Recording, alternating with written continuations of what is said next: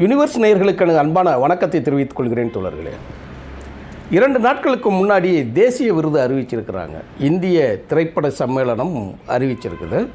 அதில் எல்லா மாநிலங்களுக்கும் உண்டான திரைப்படங்களுக்கான விருதுகளையும் தேசிய அளவில், அதாவது இந்திய அளவில் சிறந்த படம், சிறந்த நடிகர், சிறந்த நடிகை அப்படிங்கிறதுக்கு உண்டான பட்டியல் வெளியிட்டிருக்கிறாங்க.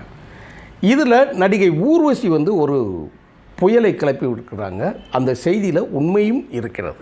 அதுதான் இன்றைக்கு பேசப்படக்கூடிய பொருளாக இருக்கிறது. சினிமா துறை என்பது ஏதோ என்டர்டெயின்மெண்ட் அப்படின்னு சொல்லி நம்ம நினச்சிடக்கூடாது. அதில் பல கோடினா சும்மா 100-200 கோடிகள் இல்லை, ஒரு ஆண்டுக்கு பல ஆயிரம் கோடிகள் பணம் சுத்தக்கூடிய ஒரு முக்கியமான தொழில். அதன் மூலமாக லட்சக்கணக்கான தொழிலாளர்கள் வாழக்கூடிய அது தொழில். அது நம்ம அதுனால அதை பாதுகாக்கப்பட வேண்டியது மட்டுமல்ல, அதுக்கு உண்டான எதுன்னு கேட்குங்கன்னா, அதுதான் மனிதர்களுக்கு உண்டான கலை அது உள்ளே வந்துடுது, இலக்கியம் அது உள்ளே வந்துடுது, நாடகம் அது உள்ளே வந்துடுது, இயல் அதுக்குள்ளே வந்துடுது, இசை அதுக்குள்ளே வந்துடுது. அப்போ எல்லாம் சேர்ந்த கலவையாக இந்திய கலாச்சாரத்தில் திரைப்படம் என்பது இருக்கிறதுனால அதோட விருது கொடுக்கக்கூடிய இருக்கு இல்லையா, அது ரொம்ப முக்கியத்துவம் பெறுகிறது. சரி, தமிழில் யாருக்கு கொடுத்தாங்க அப்படின்னு சொல்லி பார்த்தா, சிறந்த திரைப்படம் பார்க்கிங் அப்படிங்கிற படத்துக்கு கொடுத்துருக்குறாங்க. அது தமிழ்நாட்டில் சிறந்த திரைப்படம் அப்படின்னு. ஆனால் இந்திய அளவில் மிக சிறந்த திரைக்கதை அப்படிங்கிறதுக்கு அந்த விருது கொடுத்துருக்குறாங்க. அடுத்து அந்த படத்தில் அட்டகாசமாக நடித்த, என்றோ கொடுத்துருக்கக்கூடிய விருது, அவர் இப்போ நடித்த படம் எல்லா படத்துலேயும், அது ரஜினிகாந்தே இருந்தாலும் சரி, இல்லை கடைசியில் இருக்கக்கூடிய அப்புக்குட்டி வரைக்கும் யார் இருந்தாலும் சரி, இந்த ஒரு நடிகர் என்பவர் இருந்தால் அப்படியே தூக்கி சாப்பிட்ருவார். அவர் தான் MS பாஸ்கர். அவருக்கு ரொம்ப தாமதமாக கிடைத்த விருதாக இருந்தாலும் மிக தகுதியான நபருக்கு கொடுத்துருக்க விருது என்ற அடிப்படையில் நாம் முதலில் வாழ்த்துக்களை நாம் தெரிவித்துக் கொள்வோம். ஆனால் சரி, MS பாஸ்கருக்கு கொடுத்துட்டீங்க துணை நடிகர் விருது. மலையாளத்தில் துணை நடிகை விருது யார் கொடுத்துருக்காங்கன்னா, நம்ம குறைந்தபட்சம் ஒரு 30 ஆண்டுகளுக்கு மேலாக சினிமா துறையில் இருக்கக்கூடிய நடிகை ஊர்வசிக்கு கொடுத்துருக்குறாங்க. அந்த படம் என்ன படம்? ரொம்ப முக்கியமான படம், உள்ளொழுக்குங்கிற அந்த படம். அது கொடுத்துருக்குறாங்க. கதை ரொம்ப கான்ட்ரவர்சியான கதை. அந்த திரைப்படம் நான் பார்த்திருக்கிறேன்.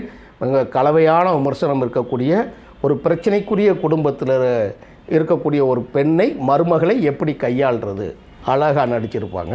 அதில் எந்த மாற்று கருத்தும் இல்லை. ஆனால் அதில் சப்போர்ட்டிங் கேரக்டர் இருக்கக்கூடிய துணை நடிகர் யாருக்கு கொடுத்துருக்காங்கன்னு கேட்டால், பூக்காலம்ங்கிற படத்தில் நடித்த விஜயராகவனுங்கிறவங்க கொடுத்துருக்குறாங்க. இதைத்தான் ஊர்வசி ரொம்ப பிரச்சனை பண்ணுறாங்க. என்ன பண்ணுறாங்கன்னு கேட்டால், எங்களுக்கு நீங்கள் என்னமோ ஓய்வூதியம் கொடுக்குற மாதிரி இந்த விருதுகளை அறிவிக்கிங்களே, இந்த விருதுகளை அறிவிக்கக்கூடிய ஜூரிஸ் யாருன்னு கேட்குறாப்புல.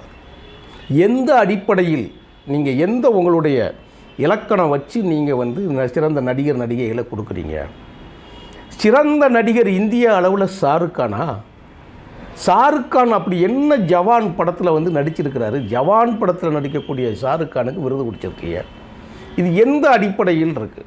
அவங்க கம்பேரிசன் பண்ணுறாங்க பாருங்கள். அதைத்தான் நானும் தலைப்பு கூட போட்டுட்டேன். நான் நீங்கள் ஆடு ஜீவிதம் என்கின்ற மலையாள திரைப்படத்தில், மலையாளம் சார்பாக ஊர்வசி பேசுகிறாங்க. ஆடு ஜீவிதம்ங்கிற படத்தில் இந்த உயிரை கொடுத்து நடிக்கணும்னு சொல்லுவாங்க இல்லையா, அந்த மாதிரி நடிச்சிருந்தவர் தான் நடிகர் பிருத்திவிராஜ். அப்படியே நீங்கள் முதல்ல துவக்கத்தில் தன்னுடைய வெளிநாட்டுக்கு செல்லக்கூடிய ஒரு மனிதர், பொருளாதாரத்துக்காக செல்லக்கூடிய மனிதர் எப்படி போகிறாரு, அங்கே போய் வெளிநாட்டில் இருக்கக்கூடிய கல்ஃபில் போய் அவர் எப்படி மாட்டிக்கிடுதாரு, அவர் மாட்டிட்டு உயிர் பிழைச்சி வரக்கூடிய அந்த காட்சியை உயிர் போகக்கூடிய ஒருத்தன் எப்படி நடிச்சிருப்பானோ அப்படித்தான் நடிச்சிருப்பாப்புல. உடலை வருத்தி உயிரை உருக்கி படத்தில் நடிச்சிருப்பாப்புல. நீங்கள் இதுக்கு சரியான எடுத்துக்காட்டு சொல்லணும் அப்படின்னு கேட்டால், நடிகர் விக்ரம் சேது படத்தில் நடிச்சிருப்பாப்புல இல்லையா, இடைவேளை வரைக்கும் ஒரு சேது இருப்பாப்புல. இடைவேளைக்கு அங்கிட்டு 20 கிலோ தன் உடம்பை உருக்கி அப்படியே சுருக்கி நடிச்சிருப்பாப்புல. பார்த்தீங்களா? அந்த மாதிரி ஒரு நடிப்பு கொடுத்த ஒரு நடிகர் பிருத்திவிராஜுக்கு அந்த விருது சிறந்த நடிகர் கிடையாதா? நீங்கள்லாம் ஆடு ஜீவிதம் படம் பார்த்தீர்களா, பார்க்கலையா அப்படின்னு சொல்லி நடிகை ஊர்வசி கேட்குறாங்க. மிக சரியான துல்லியமான குறிவைத்த ஒரு கேள்வி. அதில் நம்ம இல்லைன்னு சொல்ல முடியாது. சரி, தமிழ்நாட்டில் பார்க்கிங் கொடுத்துட்டீங்க.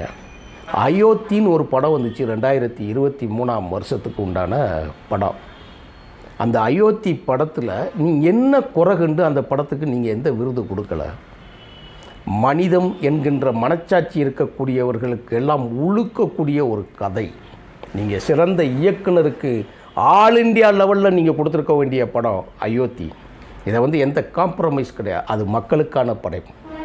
ரெண்டாவது, சமூகத்திற்கு தேவையான அது ஒரு படம். மூன்றாவது, இந்த சமூகத்திற்கு படிப்பினைக்கு உண்டான ஒரு படம் அயோத்தி. நல்லிணக்கத்தை பேசக்கூடிய உச்சபட்ச படம். அதை யாரும் தடுக்க முடியாது. ஆனால் இந்திய திரைப்பட சம்மேளனம் யாருக்கு கொடுத்துருக்குறாங்க? காஷ்மீர் ஃபைல்ஸ். என்னையா அது? காஷ்மீர் ஃபைல்ஸ் மாநிலத்துக்கு சிறந்த படமா? காஷ்மீர் ஃபைல் ஒரு படமா அது? அப்போது அந்த படத்தை வச்சுட்டு சைடில் நீங்கள் அயோத்தியை வச்சிங்கன்னா அப்போ இந்த நாடு எதை நோக்கி சென்று கொண்டு இருக்கக்கூடிய கேள்வி நடுநிலையாளர்களுக்கு வருதா இல்லையா? நினைத்து பார்க்க முடியாத ஒரு விருது இந்த விருது. அதனால தான் ஊர்வசி பேசுகிறாங்க. மற்ற யாரும் இதை பற்றி பேசவே இல்லை. இங்கே தமிழில் ஜிவி பிரகாஷ் அவங்களுக்கு கிடச்சிருக்கு. யார் யார் வாங்கின விருது? நீங்கள் தெலுங்கில் இதை விட மட்டமாக ஒன்று சொல்லியிருக்கிறாங்க. தெலுங்கில் யாருக்கு கொடுத்துருக்குறாங்கன்னா, பகவத் கேசரிங்கிற ஒரு படத்துக்கு நம்ம பாலகிருஷ்ணா நடித்த படங்க. அது எப்படி சொல்கிறேன்னு, பாலகிருஷ்ணான்னாலே அது என்ன தெரியுமா? அப்படியே ஒரு யானையை நட்டாங்கிட்ட தூக்கி எரிவாப்பில், இங்கிட்ட ரயில்வே தண்டவாளத்தை பிச்சு எரிவாப்பில், ஓடி வர்ற பயங்கர ஃபாஸ்ட்டில் வர்ற ரயிலை தலைமுடியில் முட்டி வெளியில் தள்ளுவாப்பில், தலையில் முட்டி வெளியே தள்ளும். அப்படி ஒரு கோமாளி நடித்த படத்துக்கு ஒரு கோமாளிக்கு அந்த விருதை கொடுத்துருக்கீங்களே. அதில் ஒரு சிறப்பு ஆறுதல் என்ன சொல்லி கேட்டால், வாத்தி படத்துக்கு ஒன்று ஜிவி பிரகாஷ் தமிழ் பேருக்கு கொடுத்துருக்குது. கமலஹாசன் வாங்கின விருது நடிகர் எங்கள் சிவாஜி கணேசனுக்கு இந்த விருது கொடுக்கல. அது ரொம்ப முக்கியமானது. இந்தியாவில் சிறந்த நடிகருக்கான விருது சிவாஜி கணேசன் அவர்களே வாங்கலை. இது என்ன கோமாளித்தனமாக அறிவிச்சிருக்காங்க. சரி, காலம் கடந்து விட்டது, காலம் நகண்டு எங்கேயோ போயிடுச்சுன்னு வச்சுக்கோங்க. நீங்கள் நகன்றதுக்கு பிறகு கூட மாறாமல் நீங்கள் என்ன அடிப்படையில் இந்த விருதை கொடுக்குறாங்கங்கிறத கூட இப்போ கேள்விகள் முழுமையாக கேள்வி கேட்டு பத்திரிகைகள் விமர்சனம் செய்யக்கூடிய லெவலுக்கு வந்திருக்கிறாங்க. இதில் 5 பேர் கொண்ட தேர்வுக்குழு. அந்த தேர்வுக்குழுவில் நடுவர் யார் தெரியுதா? நல்லா பேரை பார்த்தீங்கன்னா தெரியும். அபிஜித் சிரிச் தேஷ்பாண்டே.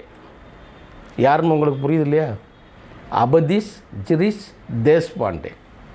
பாண்டேன்னா யார்? அந்த தான் 3%. அவங்க தான் நடுவர். இல்லைனா காஷ்மீர் ஃபைலுக்கெல்லாம் சிறந்த படம் கொடுக்க முடியுமா? சிறந்த படம்னு அவங்க அறிவிச்சிட முடியுமா? அடுத்து யாருக்கு கொடுக்குறாங்க பாருங்கள். ஜூரிஸில் மனோஜின்னு ஒருத்தர், அபர்ணா சிங்னு ஒருத்தர், 3வது அடுத்து ராஜசேகரங்கிற ஒருத்தரை போட்டிருக்கிறாங்க.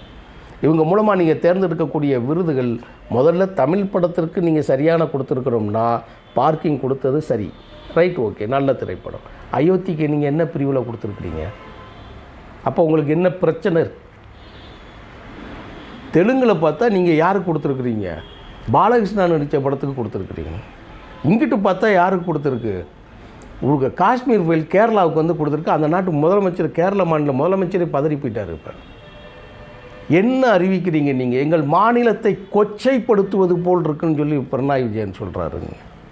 இது என்ன சினிமாவுக்கு உண்டான விருதா? இது இந்த விருது ஏற்கத்தக்கதா அப்படின்னு சொல்லி கழித்து தள்ளுறாங்க. அப்போது இதில் என்ன விளையாடுகிறது என்று சொன்னால், அயோத்தி படத்தில் இருக்கக்கூடிய கிளைமாக்ஸில் இருக்கக்கூடிய ஒரு இஸ்லாமிய நபரின் பெயரை சொல்லுவது உங்களுக்கு சுருக்குது. ஆனால் அதே நேரத்தில் சிறந்த படமாக நீங்கள் யாரை சொல்கிறீங்க? இஸ்லாமிய தோழர்களை ரொம்ப சுருக்கியும், இஸ்லாமிய தோழர்களை, அந்த குடும்பங்களை ரொம்ப கேவலமாக சித்தரித்த ஒரு அமைப்புக்கு படத்துக்கு நீங்கள் அந்த படத்தை கொடுக்குறீங்க சிறந்த விருது இல்லையா? நான் முந்தா நாள் ஒரு செய்தி இருந்தது. என்ன செய்தி? பீகாரில் ஒரு தேட்டரில் மகாவீர்ங்கிற ஒரு படம் ரிலீஸ் ஆகுது. அந்த தேட்டருக்கு உள்ளே போகிறவங்க எல்லோரும் என்ன செய்கிறாங்கன்னா, தன் காலில் இருக்கக்கூடிய செருப்பை கழட்டிட்டு உள்ளே போகிறாங்க தேட்டருக்குள்ளே. இதை தேட்டரை புனிதமாக நினைக்கிறதுன்னு நம்ம கருதவா? இல்லைன்னா இது சாமி படம் அதனால் அந்த மாதிரி உள்ளே போகிறாங்கன்னு கருதவா? இல்லை இது ஒரு சினிமாங்கிறத கூட மனசில் இல்லாத அளவுக்கு மக்களை மாற்றுறாங்களா? ஒன்றுமே புரியல. நாடு எங்கே போயிட்டுருக்குன்னு தெரியல. விருதுகளுக்கு என்ன மதிப்பு இருக்குன்னு கூட நமக்கு தெரியல. அதுதான் இன்று பேசப்படக்கூடிய பொருளாக அமைந்திருக்கிறது தோழர்களே. ரொம்ப முக்கியமானது சொல்கிறேன். ஒரு விருது என்றால் அந்த விருதின் மூலமாக செயல்படும். இப்போ வெற்றிமாறனுக்கு விருது கொடுக்குறாங்க. வெற்றிமாறன் ஆடுகளத்துக்கு விருது வாங்கும்போது அப்படி திரும்பி பார்க்க வச்சாப்புல, ஓ நல்ல படத்துக்கு நல்ல விருது கிடச்சிருக்கேன்னு சொல்லி தமிழ் படத்தில். அப்படியே அதே வெற்றிமாறன் என்ன பண்ணார்? விசாரணை படம் எடுத்தார். விசாரணை படத்துக்கு முழுமையாக விருது கொடுத்தாங்க. அந்த படம் அப்படியே அதுக்குண்டான இதில் இருந்தது. அதுக்கடுத்து அப்படியே கொண்டு சேர்த்திங்க அப்படின்னா நம்ம அசுரன் படத்துக்கு கொடுத்தாங்க, அதில் சிறந்த நடிகர் விருதுக்கும் கொடுத்தாங்க. இதில் வந்து ஒரு வளர்ச்சி இருக்குது. அந்த டைரக்டர் தன்னை செதுக்கி கொண்டார், அந்த படத்தில் நடிக்கிறவங்க தன்னை செதுக்கி கொண்டார்கள். டைரக்டர் மட்டும் இல்லை, அந்த மொழி படமும் பேசப்படக்கூடிய மொழியாக இருந்தது.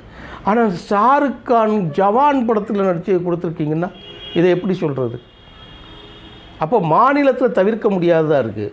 அதை நீங்கள் கொண்டு போய் தேசிய அளவில் வந்து சிறுமைப்படுத்தக்கூடிய இந்த செயலை ஒன்றிய அரசின் தலைமையில், ஒன்றிய அரசின் ரெக்கமெண்டில் இருக்கக்கூடிய இந்த சினிமா துறையை சீரழிக்கக்கூடிய அந்த தகுதியை நம்ம வந்து குறைச்சிக்கிடணும்.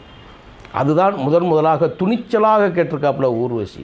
எந்த ஆண் நடிகரும் இது வரைக்கும் பேசலை, எந்த உச்ச நடிகரும் இதை பற்றி பேசவே இல்லை. ஒரு பெண், அந்த பெண் அந்த இப்போ ஊர்வசி வந்து அந்த விருதை வாங்க போவாங்களா போகலையான்னு கூட இப்போ தெரியாது. நான் நினைக்கிறேன் ஊர்வசி இந்த விருதை வாங்க மாட்டார்கள் என்று தான் நினைக்கிறேன். அப்படி வாங்காமல் இருந்தால் இது இதைவிட 100 மடங்கு பேசப்படும் அப்படிங்கிறதா. எப்படி எம்ஜிஆர் பாரத விருதை திருப்பி கொடுத்து எல்லாம் இந்தியாவே திருப்பி பார்க்க வச்சாரோ, அதே மாதிரி ஊர்வசி அவர்களும் செல்லாமல் இருப்பார் என்று நம்புகிறேன். இந்த ஊர்வசியின் கேள்வி தேசிய விருதுகளை பேசுபடு பொருளாகவும் விமர்சனத்திற்கு உள்ளானதாகவும் ஆக்கி வைத்திருக்கிறது. பார்ப்போம் தோழர்களே எப்படி நடக்கிறது என்று. நன்றி, வணக்கம்.